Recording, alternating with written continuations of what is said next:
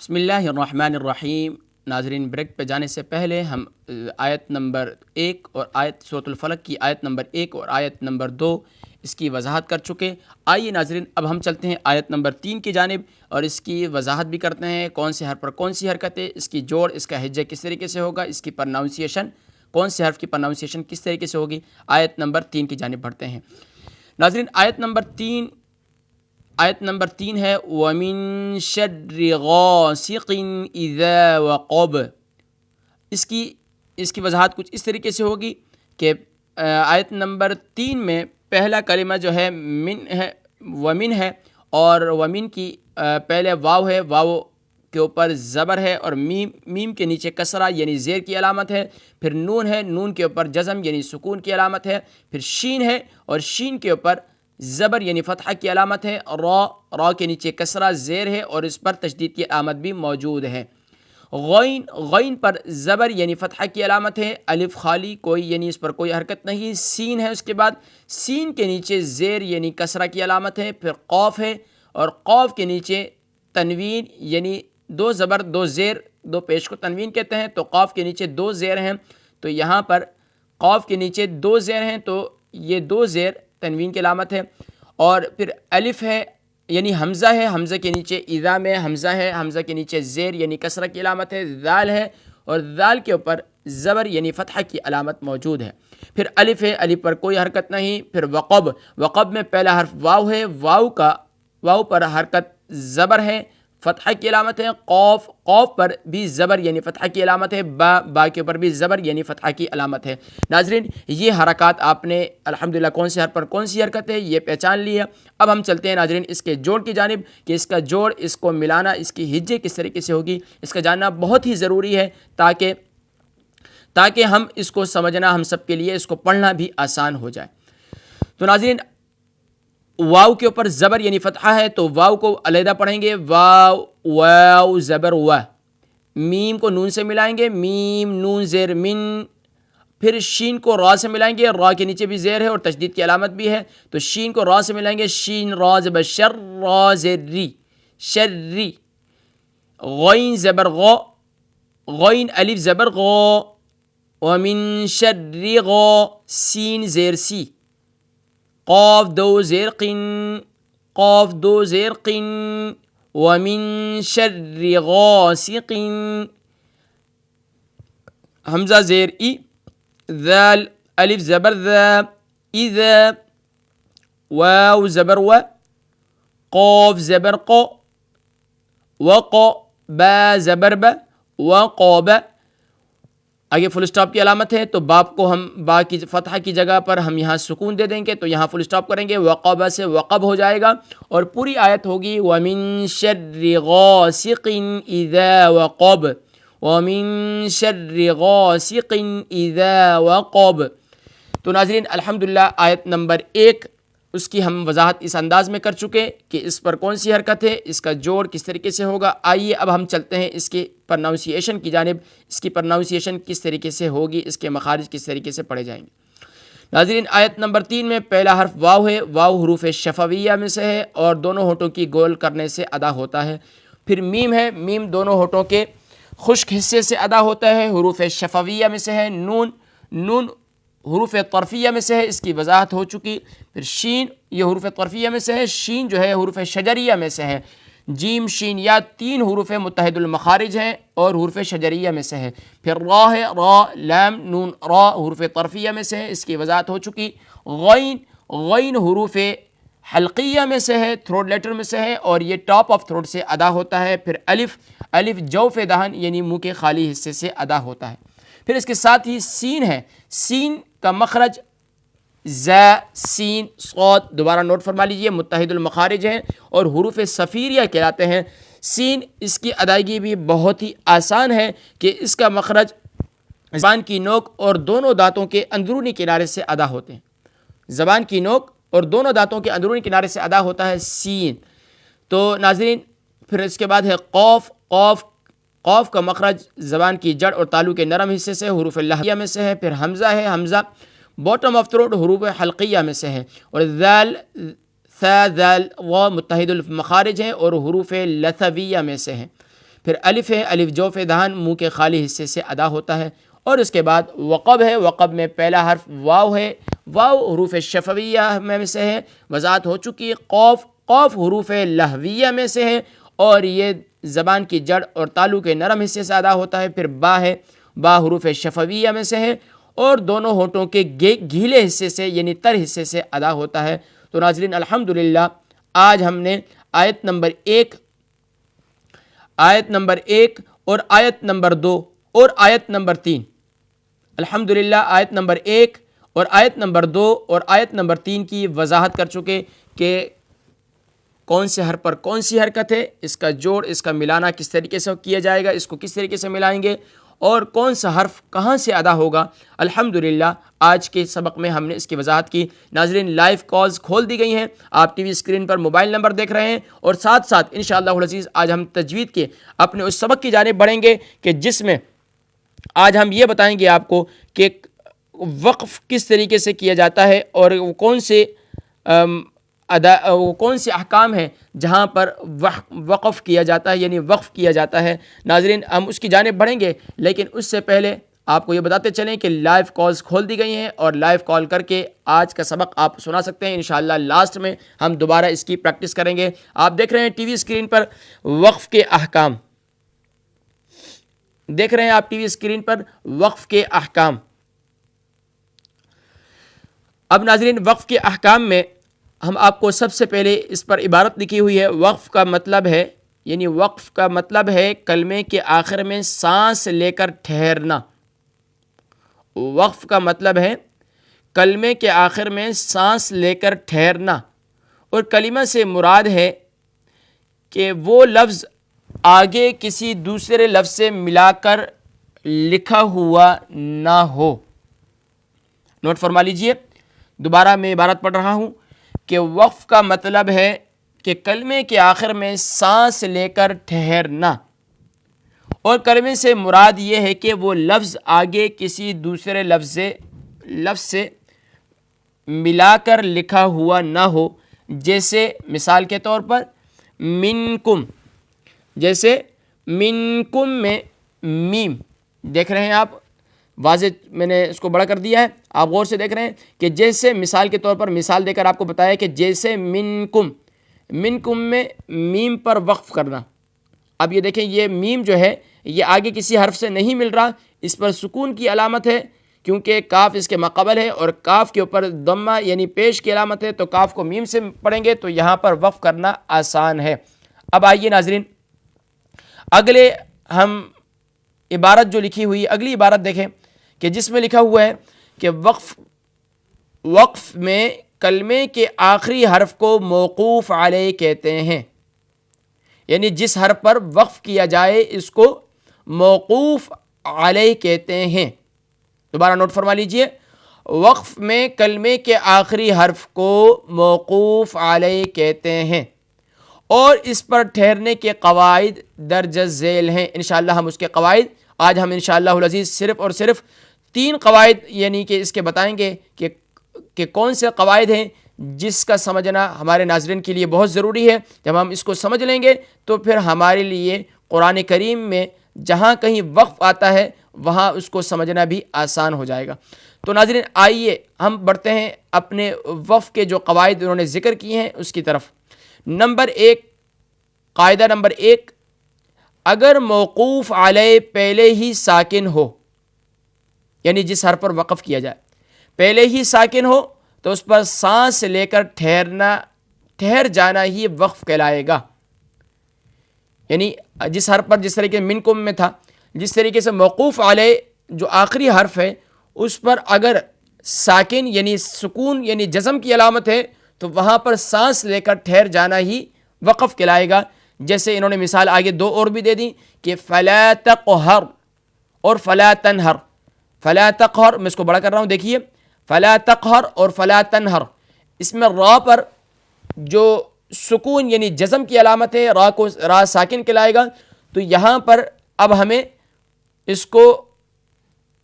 یہاں یعنی کہ اس کو ہم نے چینج کرنے کی ضرورت نہیں، یہاں سانس لے کر آپ وقف کر سکتے ہیں اور یہی پھر کیا کہلائے گا، یہاں پر سانس لینا آسان ہے، تو موقوف علیہ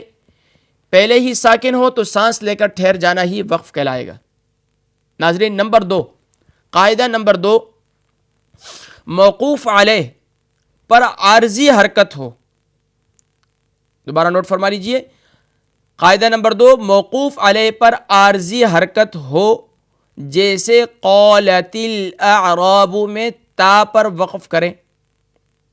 مثال کے طور پر تا کے نیچے اگر ہم تا پر وقف کرنا چاہتے ہیں تو اب کس طریقے سے کریں گے، اب اس کا طریقہ ہی بتائیں گے، لیکن پہلے پوری عبارت پڑھ لیتے ہیں۔ موقوف علیہ پر عارضی حرکت ہو، جیسے قالت الاعراب میں تا پر وقف کریں، تو ایک ہی طریقہ ہے کہ اس کو ساکن پڑھ کر رکیں، پھر پیچھے سے ملا کر پڑھیں۔ یعنی کہ آپ کو یہاں یہ بتایا کہ اگر آپ دیکھ رہے ہیں ٹی وی اسکرین پر، میری جانب توجہ کیجئے کہ اگر موقوف علیہ پر عارضی حرکت ہو، عارضی سے مراد یعنی کہ اس پر زبر زیر پیش کوئی بھی حرکت موجود ہے، جیسے کہ آپ کو بتایا قالت الاعراب میں یہاں پر تا کے نیچے زیر تھی، اب یہاں ہم تا پر قالت پہ وقف کرنا چاہتے ہیں، اسٹاپ کرنا چاہتے ہیں، تو تا کو ساکن کر دیں گے، یعنی اس پر سکون کی علامت کریں گے، رکھیں گے، سکون کی علامت جب اس پر لگائیں گے، لگانے نہیں یعنی کہ اس پر آپ نے محسوس کرنا یہاں سکون آ گیا، تو پھر ہم قالتی نہیں پڑھیں گے بلکہ قالت پڑھیں گے جب وقف کریں گے۔ تو ناظرین یہ تھا کچھ اس انداز سے اس کی وضاحت۔ پھر آئیے اب عبارت نمبر 3 کی جانب چلتے ہیں، قاعدہ نمبر 3 کی جانب۔ ناظرین قاعدہ نمبر 3 ہے موقوف علیہ۔ موقوف علیہ جس پر گول تا ہو اس کو ساکن ہا سے بدل کر ٹھہریں گے، یعنی کہ آخر بعض اوقات ابھی آپ کو آگے مثال میں بھی بتائیں گے کہ موقوف علیہ یعنی جس حرف پر وقف کیا جائے، گول تا ہوتی ہے، ایک تا لمبی تا ہوتی ہے 2 نقطے والی، ایک تا ہا کی شکل میں ہوتی ہے، آپ کے ابھی اس میں انشاءاللہ آگے وضاحت کرتے ہیں۔ اس کو ساکن ہا سے، ساکن ہا یعنی جس ہا پر 2 نقطے نہیں ہوتے ہیں بلکہ اس پر سکون کی یعنی جزم کی علامت ہوتی ہے، تو اس کو ساکن ہا سے بدل کر اس پر ٹھہر جائیں گے، جیسے حسنتن، جیسے حسنتن، یہ دیکھ رہے ہیں آپ، میں بڑا کر رہا ہوں، حسنتن میں ہا ہے، پھر سین ہے، پھر نون ہے، پھر تا جو ہے آپ دیکھ رہے ہیں یہ تا گول تا ہے، ریڈ بھی کیا ہوا ہے،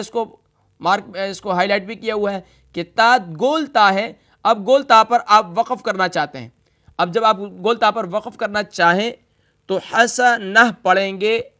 اگر پہلے سے ہی گول تا کے بجائے ہا ہے، اگر پہلے ہی سے تا کے بجائے وہاں پر ہا ہے مگر اس پہ الٹی پیش ہے۔ پہلے تو آپ یہ سمجھے ناظرین،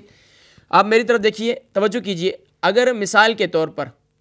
کہیں قرآن کریم میں آپ جہاں وقف کرنا چاہتے ہیں وہاں پر تا آ گئی، گول تا آ گئی، اب گول تا پر آپ اسٹاپ کرنا چاہتے ہیں تو آپ حسنتا نہیں پڑھیں گے، آپ اس کو تا کو ساکن ہا سے بدل دیں گے۔ ساکن ہا سے مراد یعنی ایسی ہا جس پر جزم یعنی سکون کی علامت ہوگی، تو اس کو اس سے بدل دیں گے تو حسنتن سے حسنہ ہو جائے گا، اور یہاں آپ اسٹاپ کر سکتے ہیں۔ یہاں اس طریقے سے اسٹاپ نہیں کریں گے حسنتا، بلکہ یہاں کیا پڑھیں گے حسنتن سے حسنہ۔ بات سمجھ میں آئی؟ اب دوسرا انہوں نے ایک اور چیز کی وضاحت کی، مثال کے طور پر بعض اوقات کیا ہوتا ہے کہ آخری تا پر تا تو نہیں ہوتی تو ہا ہی ہے، لیکن ہا پر الٹا پیش ہوتا ہے، الٹا پیش، کھڑا زبر، کھڑی زیر، الٹا پیش، اس سے متعلق بھی انشاءاللہ آپ کو بتائیں گے، لیکن یہاں صرف اتنی بات سمجھیے کہ اگر اس پر الٹا پیش، کھڑا زبر یا کھڑی زیر ہو تو اس کو کس طریقے سے پڑھا جائے گا۔ ناظرین آئیے اس کو سمجھتے ہیں۔ ناظرین اگر تا کے بجائے، گول تا کے بجائے ہا ہے مگر اس پر الٹی پیش یا کھڑی زیر ہے، تب بھی اس کو ساکن ہا کے ساتھ پڑھیں گے، جیسے وَرَسُولُهُ، جیسے وَرَسُولُهُ اور مِن رَبِّهِ۔ رسولہ یعنی وَرَسُولُهُ میں جو لاسٹ ورڈ ہے موقوف علیہ ہا، اس کو کہتے ہیں ہا کو موقوف علیہ۔ موقوف علیہ اس پر ہم وقف کریں گے تو ہا پر آپ دیکھ رہے ہیں ہا پر الٹی پیش ہے، ہا پر الٹی پیش ہے، اب ہم یہاں وقف کرنا چاہتے ہیں تو وقف اس انداز میں کریں گے کہ ورسولہ نہیں پڑھیں گے بلکہ اس کو ساکن ہا سے بدل دیں گے، اس پر بھی سکون لگا دیں گے، تو ورسولہ سے ورسولہ کیا ہو جائے گا؟ ورسولہ. پھر من ربہ سے من ربہ ہو جائے گا. تو ناظرین یہ آج ہم نے آپ کو 3 قواعد یہ آج آپ کو ہم نے الحمدللہ بتائے، اور امید ہے کہ آپ کی سمجھ میں آئے ہوں گے. اور اللہ تبارک و تعالی ناظرین ہماری یہی کوشش ہے کہ ہم اپنے ناظرین کو صحیح کچھ تفصیل بھی ہو اور کچھ مختصر انداز بھی ہو. اور یہ ضروری ہے کہ بہت سے ناظرین سمجھ رہے ہوں گے کہ اس کا جاننا کیا اس کی ضرورت پڑے گی. ناظرین یہ ہے بیسک قواعد، یہ ہے تجوید کے بیسک قواعد. آج تو ہم تجوید تو کہتے ہیں، لیکن تجوید کے بارے میں جاننا یہ بہت ضروری ہے. اور آج کے دور میں اتنا ڈیپلی شاید کہ کوئی آپ کو نہ سمجھائے، تو ہماری کوشش ہے کہ ہم اپنے ناظرین کو کہ جب آپ اس انداز سے اس کو سمجھیں گے، اور ہماری بہنیں ہیں تو وہ زبردست قاریہ بن جائیں گی، اور اگر ہمارے بھائی ہیں تو زبردست قاری بن جائیں گے اور مجود قاری کہلائیں گے. اور اس انداز سے ہماری یہ کوشش ہے. ناظرین آپ کو معلوم ہے کہ وینسڈے اور تھرسڈے ہم یہ 2 دن ہوتے ہیں، اس میں سبق پر زیادہ توجہ دیتے ہیں تاکہ ہم زیادہ سے زیادہ سبق پڑھ سکیں. اور 2 دن کے اندر، اور پھر ہفتہ اتوار یہ فل وقت آپ کا ہوتا ہے، اور اس میں آپ لائیو کال کر کے ہمیں اپنا سبق سناتے ہیں اور ہمارے سوالات کے جوابات دیا کرتے ہیں. تو ناظرین الحمدللہ آج کے پہلے حصے کے اندر آپ نے قرآنی معلومات کا تذکرہ وہ سماعت کیا کہ قرآن کریم میں کتنے سپارے ہیں. آج کے ہم اپنا پورے لیسن کا خلاصہ آپ کو بیان کرتے ہیں کہ آپ نے پہلے حصے میں قرآنی معلومات کا تذکرہ وہ ہم نے کیا، وہ آپ کو بتایا کہ یعنی قرآن کریم میں کتنے سپارے ہیں، کتنی صورتیں ہیں، اور اس میں کتنی منزلیں ہیں، کون سی منزل کہاں سے شروع ہوتی ہے، کہاں پر ختم ہوتی ہے. 7 منزلیں ہیں یہ بتائی آپ کو. اور پھر اس کے بعد دوسرے حصے کے میں ہم نے آپ کو اپنے سبق کی جانب لے کے گئے، اور پھر وہاں ہم نے آپ کو سورۃ الفلق کی متعلق بتایا کہ سورۃ الفلق یہ مدنی سورت ہے اور اس میں 5 آیات ہیں. اور الحمدللہ ہم نے آج کے سبق میں 3 آیات کو مکمل کیا. اور انشاءاللہ العزیز پھر اس کے بعد ہم نے کیا کیا کہ ہر حرف پر کون سی حرکت ہے اس کی وضاحت کی، اور اس کے بعد ہم نے یہ وضاحت بھی کی کہ کون سے حرف کو کس طریقے سے ملایا جائے گا، کس طریقے سے اس کا جوڑ کیا جائے گا، کس طریقے سے اس کی ہجے کی جائیں گی، یہ بھی آپ کو بتایا. اور پھر ساتھ ساتھ ہم نے آپ کو یہ بھی بتلایا کہ کون سے حرف کی پروننسیشن یا کون سے حرف کا مخرج کہاں سے ادا ہوگا، وہ الحمدللہ وہ بھی ہم نے آپ کو بتایا. اور الحمدللہ ہماری یہ کوشش ہے کہ ہم اپنے ناظرین کو ہر قرآن کریم کی جتنی آیات ہیں ان پر جو بھی ہم آیات یہاں پڑھائیں گے، تو ہماری کوشش ہے ہم ناظرین کو ہر حرف کی وضاحت بھی کریں، ہر حرکت کی وضاحت بھی کریں، اور اس کو ملانے کا طریقہ بھی آپ کو بتلائیں. الحمدللہ آج آپ نے سورۃ الفلق کی آیت نمبر 3 تک اس کی وضاحت سماعت کی. اور ناظرین پھر اس کے بعد ہم نے آپ کو تیسرے حصے میں علم تجوید کے بارے میں کہ علم تجوید میں وقف کے جو احکام ہیں، جہاں پر وقف یعنی اسٹاپ کیا جاتا ہے، وہ اسٹاپ کس طریقے سے کیا جاتا ہے. اگر وہاں پر آخر میں حرکت ہے کوئی اور حرکت عارضی ہے تو وہاں اس کو کس طریقے سے پڑھا جائے گا کہ حرکت عارضی کو ساکن سے یعنی کہ وہاں پر سکون لگا کر اس کو وہاں پر وقف کر سکتے ہیں آپ. اور پھر اس طریقے سے ہم نے گول تا کے متعلق بتایا کہ اگر وقف کی صورت میں موقوف علیہ پر یعنی جس حرف پر، یہ بات آپ دوبارہ نوٹ فرما لیجئے کہ جس حرف پر آپ وقف کریں گے اس کو موقوف علیہ کہتے ہیں. جس حرف پر وقف کیا جاتا ہے اس کو موقوف علیہ کہتے ہیں. تو ناظرین موقوف علیہ اگر وہاں پر تا ہو گول تا، تو گول تا کو ہم ساکن ہاتھ سے بدل دیں گے تو حسنتن سے حسنہ ہو جائے گا. اور اگر گول تا کی جگہ ساکن ہا تو ہو لیکن ہا پر کیا ہو، ساکن ہا نہ ہو، ہا تو ہو لیکن ہا پر الٹا کھڑی زیر کھڑا زبر اور الٹی پیش ہو، تو وہاں بھی ہم ان کو کھڑا زبر کھڑی زیر الٹے پیش کو ساکن ہا سے بدل کر وہاں پر بھی ورسولہ سے ورسولہ ہو جائے گا، اور من ربہ سے من ربہ ہو جائے گا. تو ناظرین الحمدللہ آج کے پروگرام میں آپ نے یہ تینوں حصے اور اس کا خلاصہ سماعت کیا. آئیے ناظرین اب ہم چلتے ہیں دوبارہ اپنے سورۃ الفلق کی مشق کی جانب کہ سورۃ الفلق کی دوبارہ مشق کرتے ہیں تاکہ آپ کی غلطیاں درست ہو جائیں، اور انشاءاللہ العزیز کل کے پروگرام میں ہم سورۃ الفلق کا اختتام کریں گے۔ اور پھر آج تو آپ کو وقت نہیں دیا گیا کال کا بھی، تو بڑی معذرت خواہ ہیں، لیکن انشاءاللہ العزیز ہفتہ اتوار یہ فل وقت آپ کا ہوتا ہے، آپ اس میں کال کر کے سورت کی مشق بھی کر سکتے ہیں اور سبق بھی سنا سکتے ہیں۔ تو ناظرین آئیے اب ہم سورۃ الفلق کی 3 آیات کی مشق کرتے ہیں۔ اعوذ باللہ من الشیطان الرجیم، اعوذ باللہ من الشیطان الرجیم،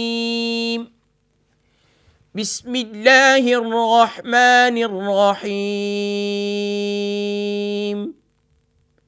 بسم اللہ الرحمن الرحیم،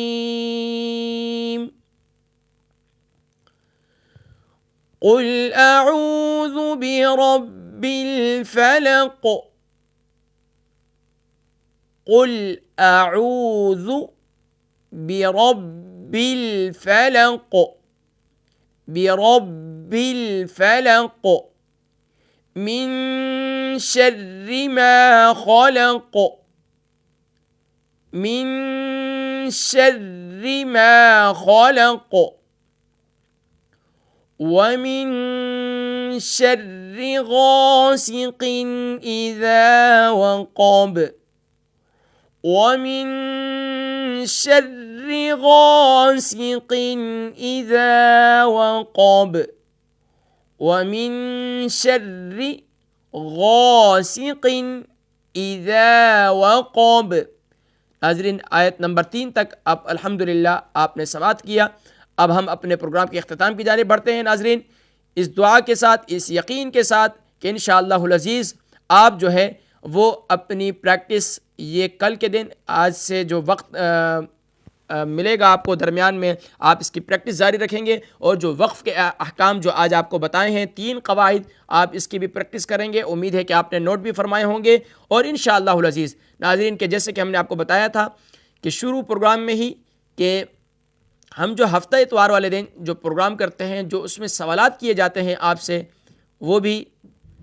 اسی پروگرام میں اس کے جوابات بھی ہوا کرتے ہیں، اور اگر آپ ان پروگرامات کو دیکھیں گے تو امید ہے کہ آپ بھی ہفتہ اتوار میں سوالات کے صحیح جوابات دے کر آپ بھی انعامات کے مستحق بن سکتے ہیں انشاءاللہ العزیز۔ ناظرین آپ سے یہ ہمارا محبتوں کا سلسلہ قرآن کریم کے طفیل جو اللہ رب العالمین نے ہمارا اور آپ کا ایک رشتہ جو اسلام اور مسلمان ہونے کے ناطے اللہ نے ہم سے جوڑا ہے، اللہ تبارک و تعالیٰ نے ہم سب کو آپس میں ایک محبتوں کا رشتہ دیا ہے۔ انشاءاللہ العزیز یہ محبتوں کا سلسلہ اس انداز میں جاری رہے گا کہ ہم آپ کو قرآن کریم کو صحیح انداز عربی لب و لہجے کے اندر پڑھاتے رہیں گے، سکھاتے رہیں گے اور بتاتے رہیں گے، اور امید ہے کہ آپ بھی سیکھتے رہیں گے اور پڑھتے رہیں گے اور پریکٹس کرتے رہیں گے۔ آج کے پروگرام کا وقت ختم ہوا چاہتا ہے۔ اپنے میزبان محمد فرحان صدیقی کو اور تکبیر ٹی وی کی پوری ٹیم کو اجازت دیجیے اس دعا کے ساتھ کہ اللہ تبارک و تعالی اس قرآن کریم کے طفیل ہم سب کا خاتمہ بالایمان فرمائے۔ وآخر دعوانا ان الحمد للہ رب العالمین۔ السلام علیکم ورحمۃ اللہ وبرکاتہ۔